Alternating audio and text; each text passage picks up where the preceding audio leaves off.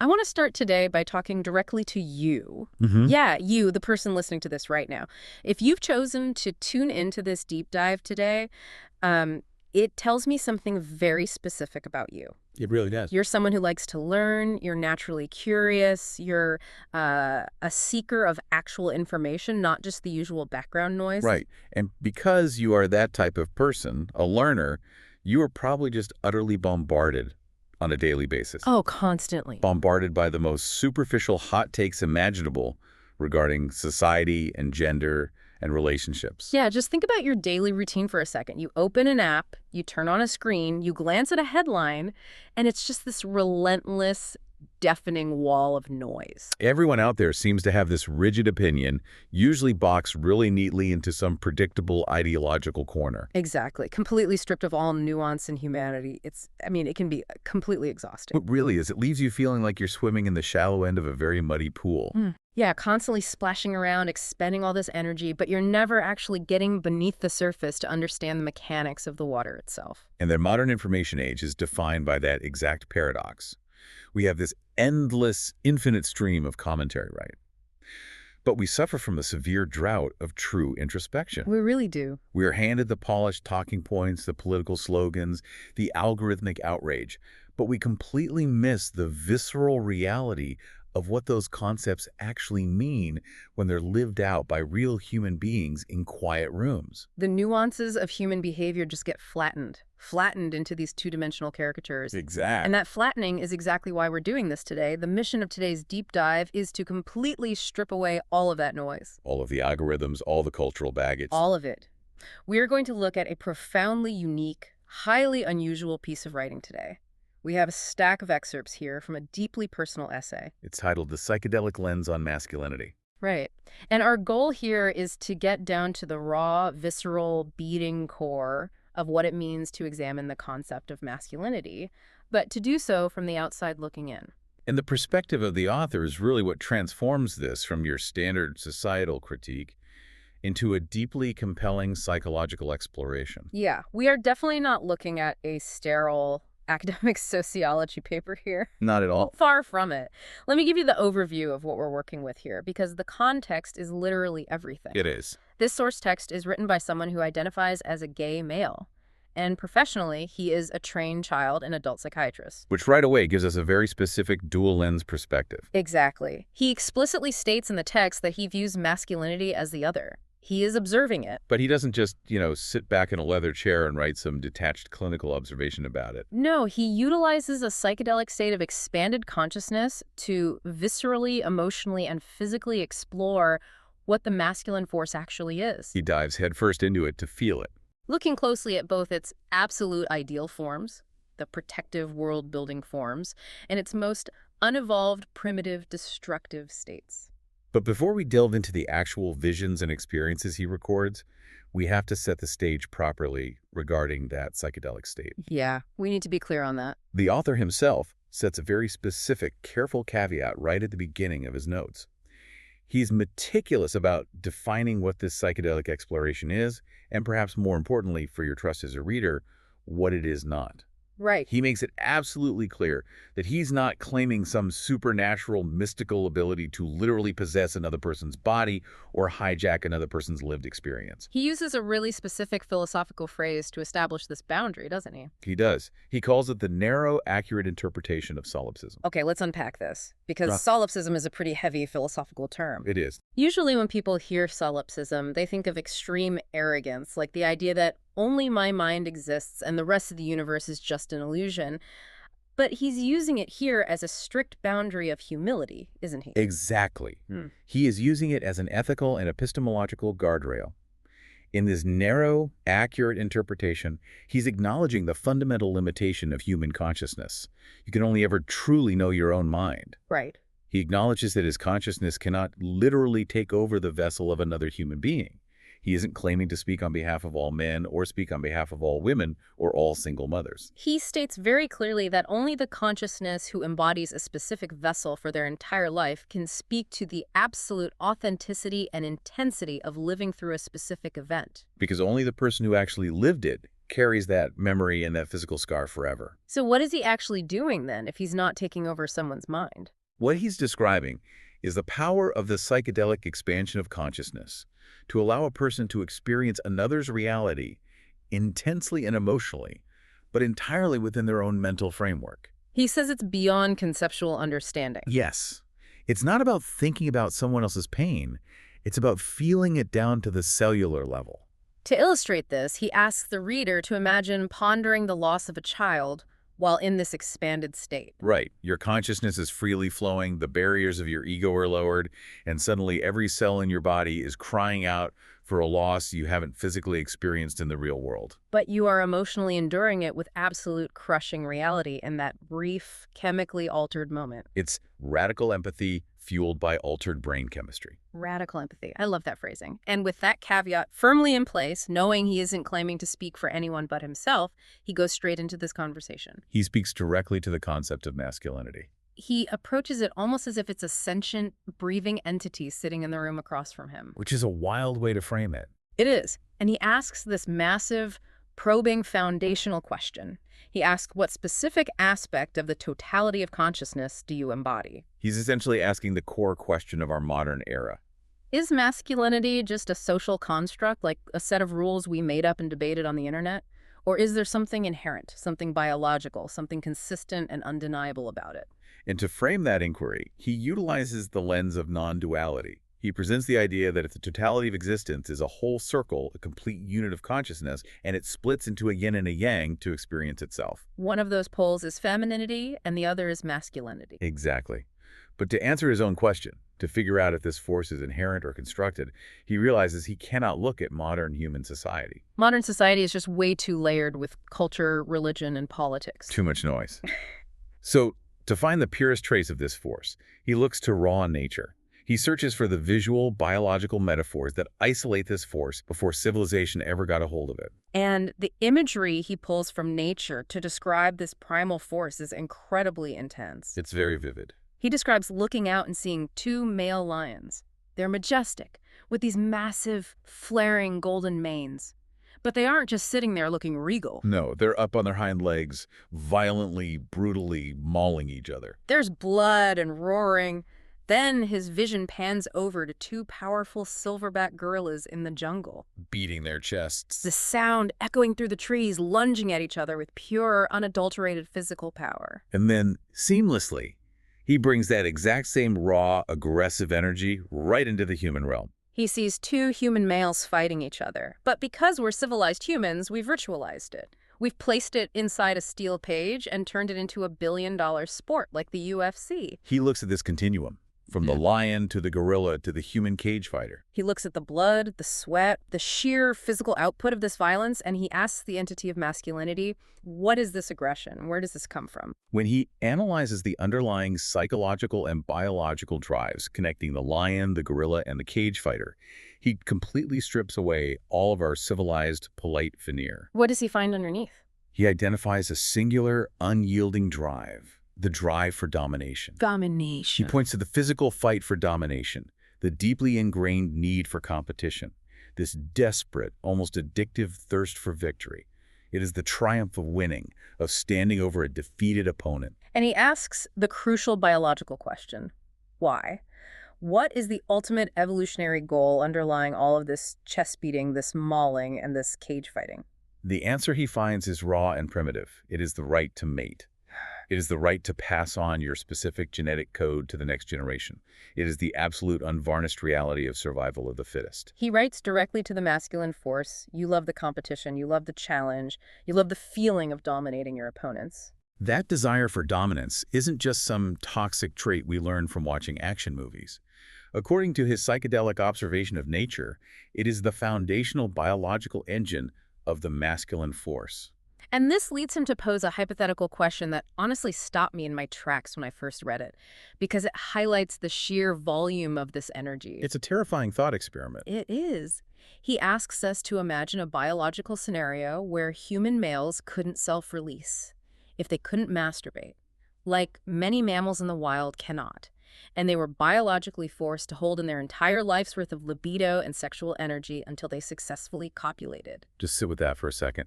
Think about the energy levels of the modern world and then weld the pressure valve completely shut. He asks the masculine force, how much more intense would this competition be? It forces us to confront the sheer magnitude of the biological imperative. If you took all of that raw, unspent energy, that life force, and the only possible release mechanism was achieving absolute victory in a brutal mating hierarchy, The level of aggression, violence, and competition would be unfathomable. it would consume every waking second of existence.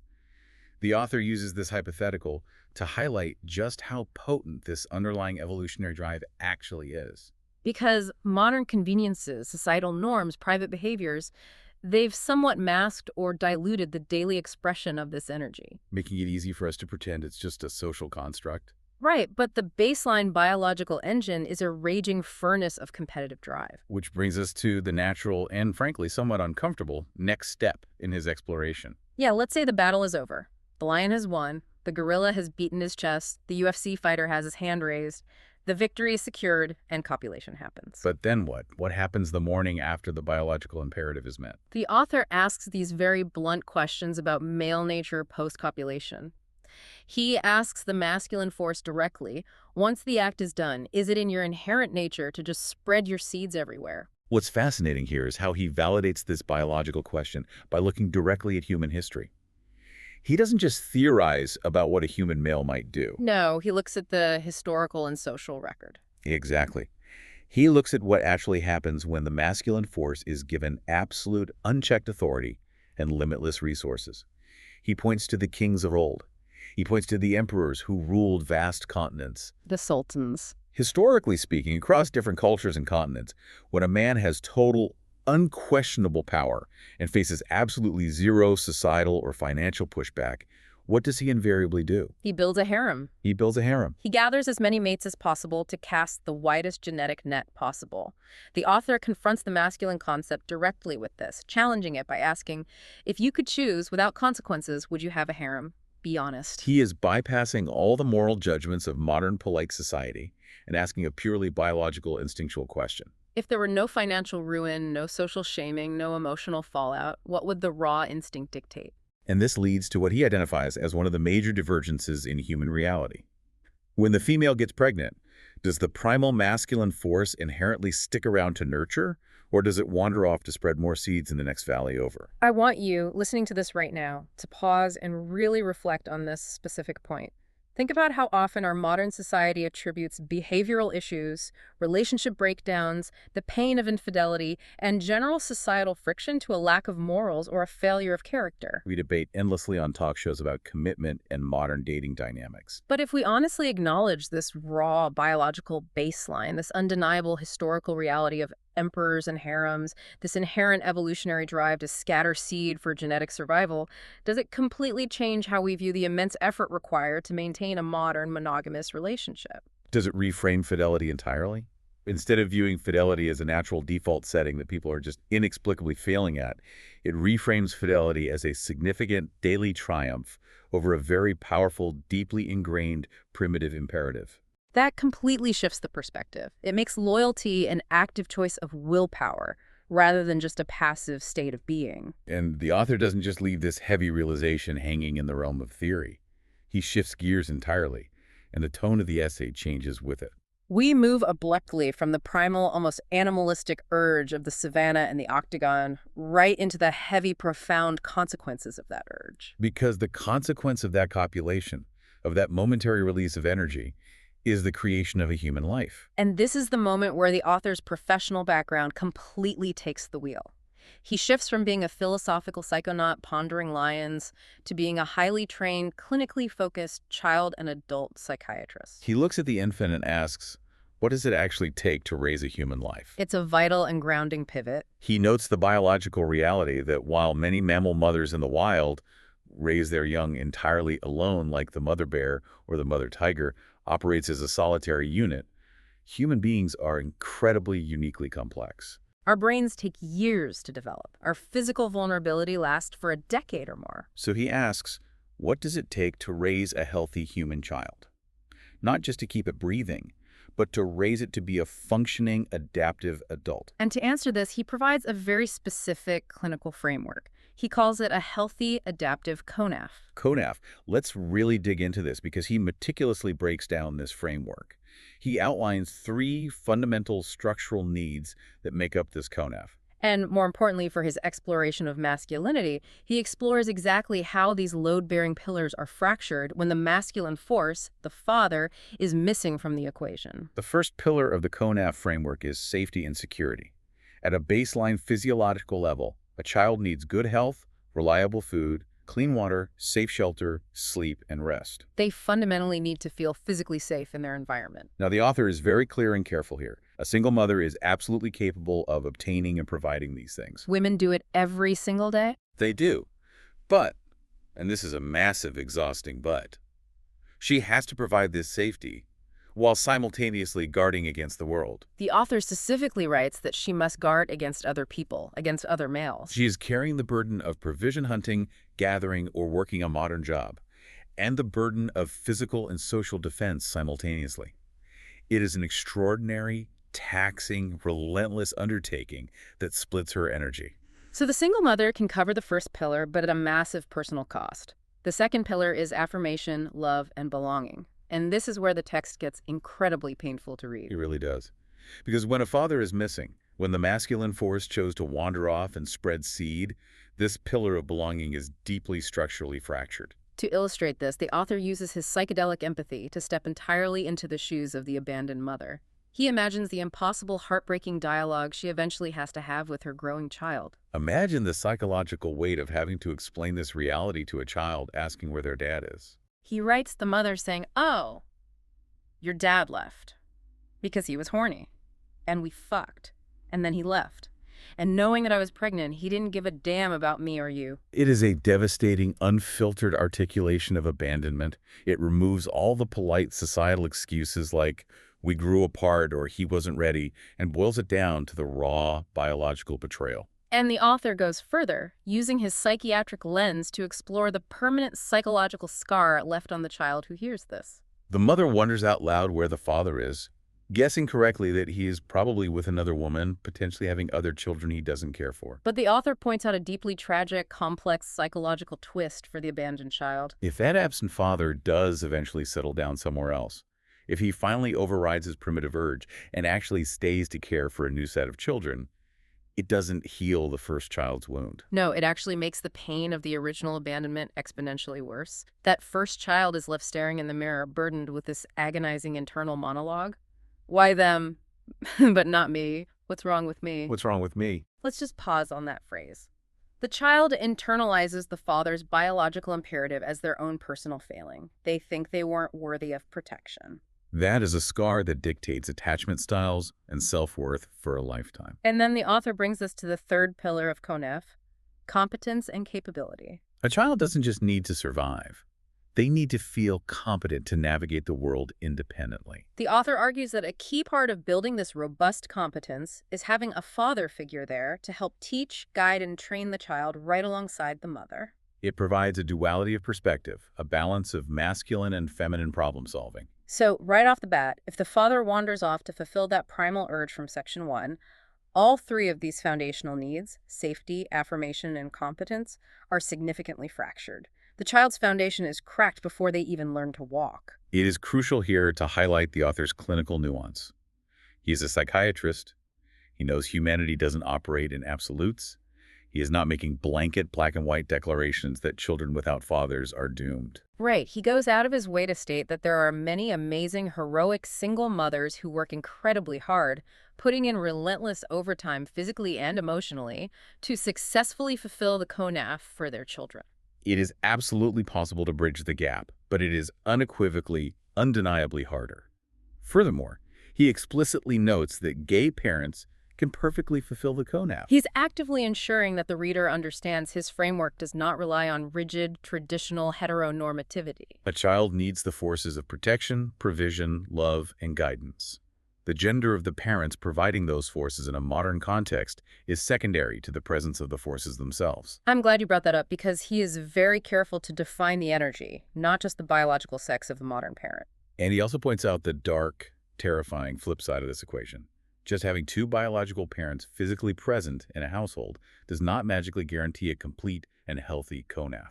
The presence of a male does not equal the presence of the ideal masculine. He brings up the most extreme, horrifying example imaginable to prove this point, noting that sometimes the parents themselves are the very source of the fracture.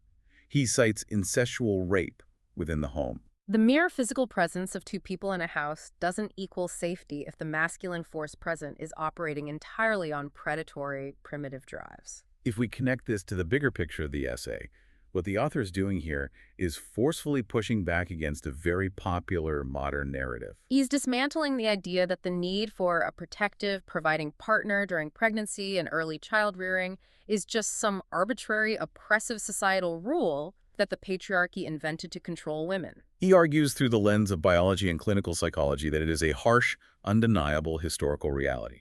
He paints the picture clearly.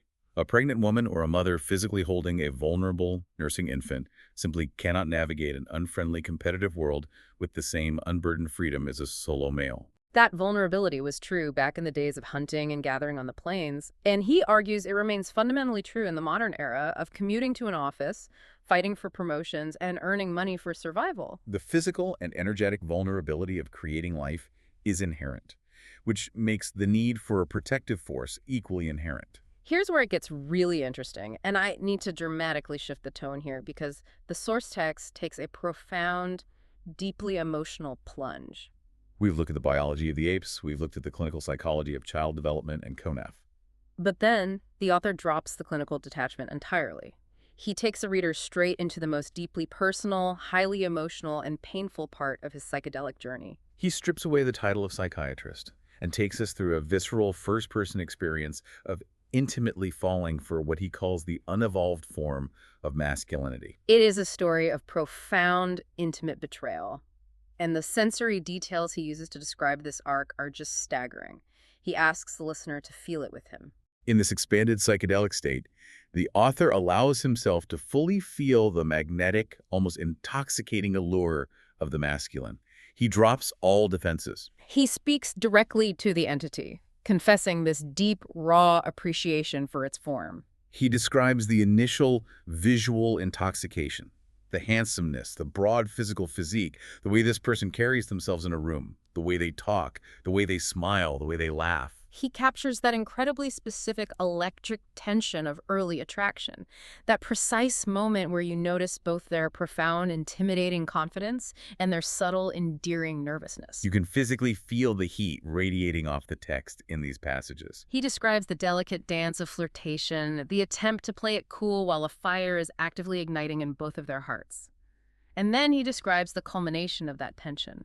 The physical intimacy. He doesn't hold back. He uses the exact phrase, heaven on earth, to describe the connection. He talks about the moment their bodies finally explore each other, bodies wrapping around one another, intertwining tightly like two snakes. He writes that his soul was practically screaming for the masculine to claim him, to make him theirs. In that specific, suspended moment, looking deep into those eyes, he acknowledges that it sounds cliché, but he truly felt like the only person in existence. The entire universe shrank down to just the two of them.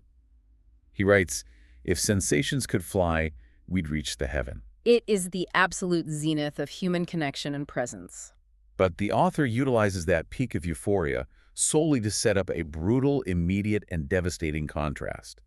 The physical intimacy ends, the biological imperative of the masculine is fulfilled, and the temperature in the room instantly plummets. It is a jarring, chilling shift in reality. The masculine force, which moments ago was intertwined like a snake, is suddenly lying on the exact opposite side of the mattress, physically turned away, facing the blank wall. The connection is severed as cleanly as if cut by a knife. And this is exactly where the psychological torture begins. It is a torture I think so many people listening to this have experienced, but rarely hear articulated so precisely. The author describes the agonizing, suffocating silence of the bedroom. Because the masculine figure is entirely silent, the author's brain desperately latches onto the mundane sounds of the room. He notices the clock ticking on the wall. He hears the mechanical humming of the air conditioning unit. These are tiny, insignificant background noises that suddenly become deafening, echoing roars when you're lying naked next to someone who suddenly feels a million miles away. He lies there, Frozen in the bed, terrified to speak, he is afraid that if he probes, if he asks what's wrong or asks for reassurance, the masculine force will view him as needy and just drift even further away into the coldness. The swirling, chaotic questions the author experiences in that suffocating silence perfectly capture the deepest, most universal human insecurities. The clinical psychiatrist is gone, replaced entirely by a vulnerable, terrified human being. He documents his internal monologue. Are you sleeping? What are you thinking? Do I mean anything to you? Yeah. Or am I just a plaything, a conquest off your checklist? The silence forces him to turn the blame inward, doubting his own inherent worth. He asks himself, am I not pretty enough? Is something wrong with me? The incredible high of feeling like the center of the universe completely evaporates, replaced instantly by a profound, hollow sense of isolation and self-doubt. Then comes the actual departure. And again, the sensory details the author zeroes in on are just heartbreaking because they are so ordinary yet so final. The masculine figure finally gets up from the bed and announces that he has to go home. But the voice is completely different now. The warmth of the flirtation is gone. The voice is cold. It is flat. It is distant. They exchange trite, meaningless goodbyes, the kind of polite lies people tell to avoid conflict. The author doesn't get up. He lies back down, faces away, and just listens to the abandonment happen in real time.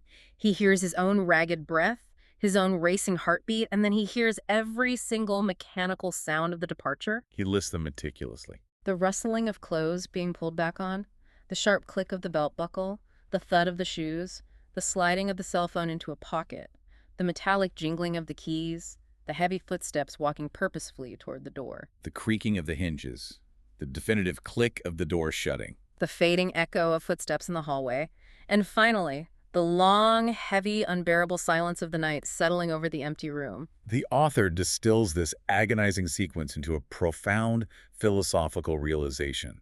He writes, they say contrast gives meaning to an experience. In a matter of mere hours, within the span of a single evening, he experienced the absolute zenith of human embrace, warmth, and singular presence, followed immediately by the absolute nadir of coldness, detachment, and complete absence. The juxtaposition of those two extremes is what makes the betrayal so uniquely agonizing. If the masculine had been cold from the start, it wouldn't hurt as much. It is the withdrawal of the warmth that leaves the permanent burn. And then the psychedelic narrative takes an even heavier turn. The author takes this feeling of isolated abandonment in an empty bed and he maps it directly onto the perspective of a pregnant mother who has been abandoned by this exact same unevolved masculine force. He guides the reader through the grueling physical reality of carrying a child entirely alone. He directly addresses the masculine force that walked out the door, asking, do you know what it feels like to have a baby grow inside of you? He doesn't let the masculine off the hook.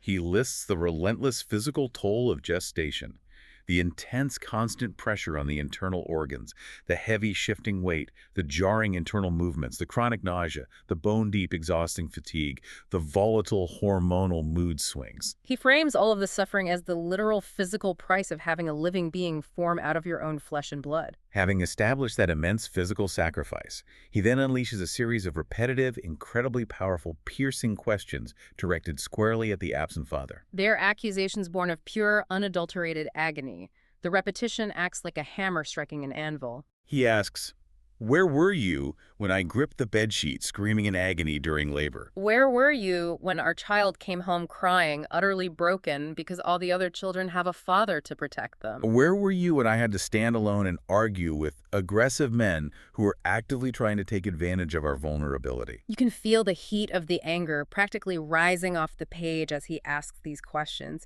He talks about the isolation of that anger. He talks about crying out for help so many times in the empty house that he eventually just gave up and learned to keep his mouth shut. But he notes a tragic reality. Even with his lips firmly closed, even when projecting a strong face to the world, there's still a gap inside. There is a quiet, desperate whisper in the back of the mind, constantly, silently screaming that absent man's name, wishing he had been the protector he promised to be. It is essential to analyze exactly how the author, putting his psychiatric hat back on for a moment, frames this resulting anger. Society often labels an angry single mother as bitter or toxic. But the author articulates clearly that the abandoned mother doesn't want to be angry. She didn't choose anger as a lifestyle. The anger is not a personality flaw. It is a desperate, necessary protection mechanism. Because she has been forced to embody both the feminine and the masculine simultaneously. Because she has to be the soft nurturer, but also the vicious fighter against an unfriendly world entirely alone, her unsoothed pain crystallizes into anger. The anger acts as a hard shield.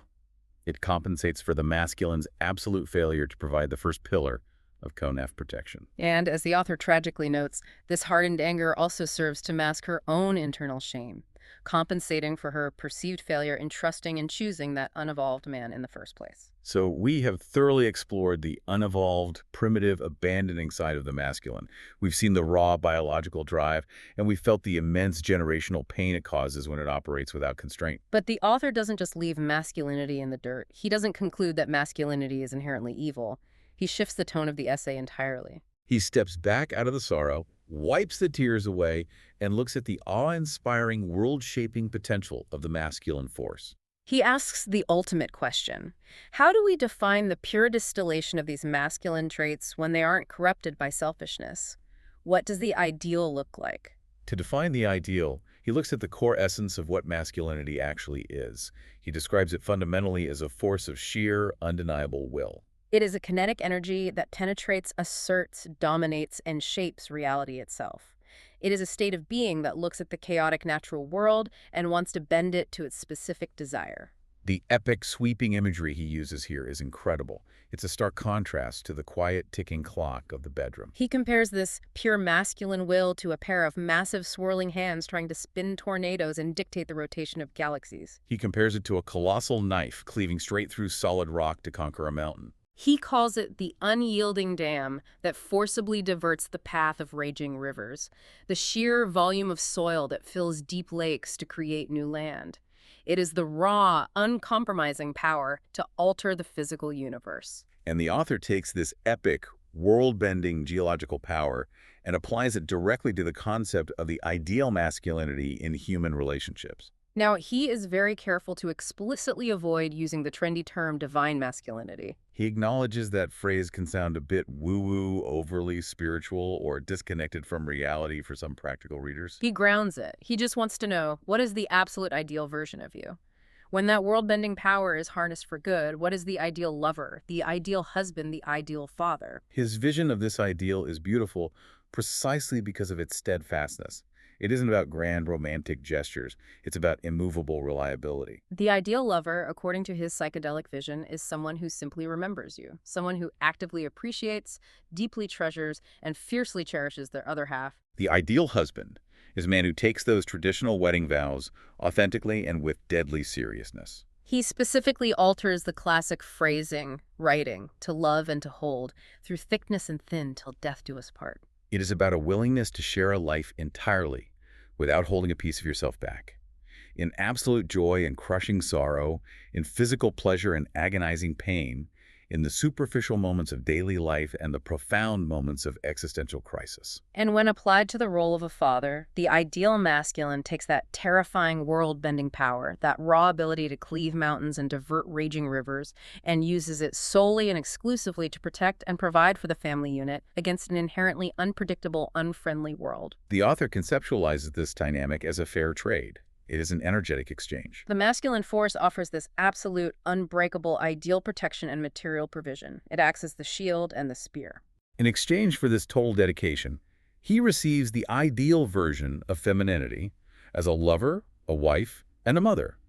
All forces working together in absolute harmony for the ultimate sake of the children and the survival of the family unit. So what does this all mean? We've talked about the primal, competitive urges of lions and gorillas fighting for mating rights. We've talked about the intimate, quiet trauma of an abandoned family crying in an empty bedroom. We've talked about the awe-inspiring potential of the ideal protector who cleaves mountains for his family.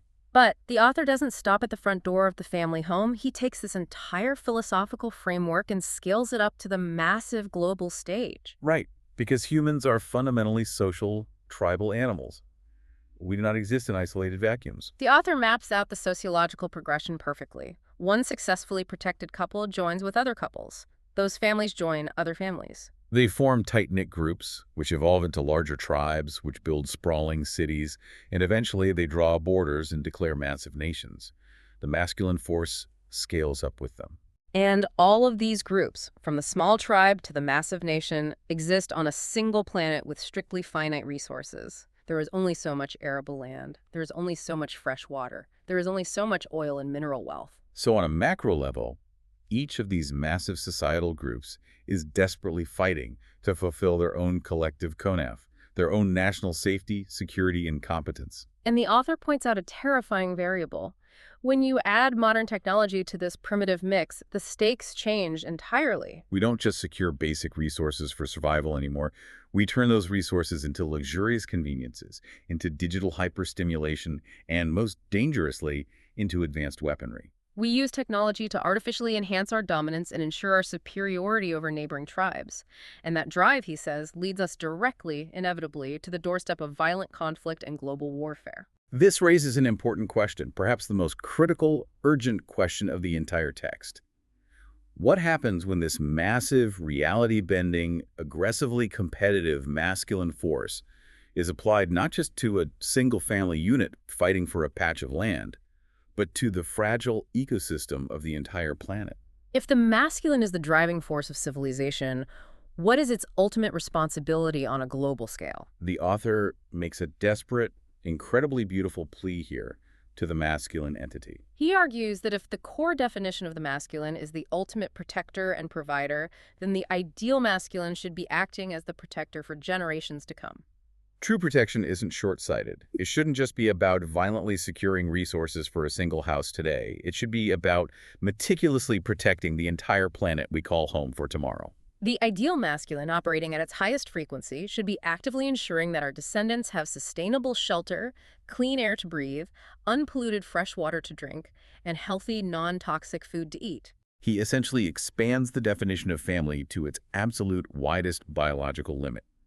He argues that the ideal husband and father wouldn't just care for his immediate human offspring, or even just for humanity as a whole. He would care for the animals, too. He views all of biological creation as interconnected branches of the exact same massive, ancient family tree. And he argues, quite persuasively, that the pinnacle of masculine evolution is tasked with the monumental, sacred duty of caring for that entire tree. The masculine should be using its power to shape reality with the explicit, conscious intention of long-term longevity and collective flourishing, rather than short-term extraction. But then, the author wakes up from the psychedelic vision and looks around at the actual physical world we live in right now. He juxtaposes this beautiful, holistic, protective ideal with his grim, horrifying view of our current geopolitical and environmental reality. He looks at the masculine forces that currently vie for power, domination, and economic control on the world stage. The leaders, the corporations, the politicians, and he sees them actively, knowingly destroying our home. They aren't protecting the family tree. They are actively chopping it down and selling it for firewood to heat their own mansions. This horrific realization forces him to ask a depressing question. Is the ideal masculinity somehow inherently weaker than the primitive masculinity? Because when you look at the evidence of the world, the dominant strand operating in humanity right now seems undeniably aggressively primitive. The world builders are losing to the world extractors. And he uses the bluntest, most striking, almost vulgar analogy of the entire essay to describe this primitive strand of masculinity that currently runs the world. He compares the current state of global masculine dominance to a horny dog. He writes explicitly, a horny dog would hump a stuffed animal, fight to mate, fuck around, eat, sleep, rinse, and repeat. He is describing an existence entirely consumed by a loop of short-term pleasure and immediate comfort-seeking, completely devoid of foresight.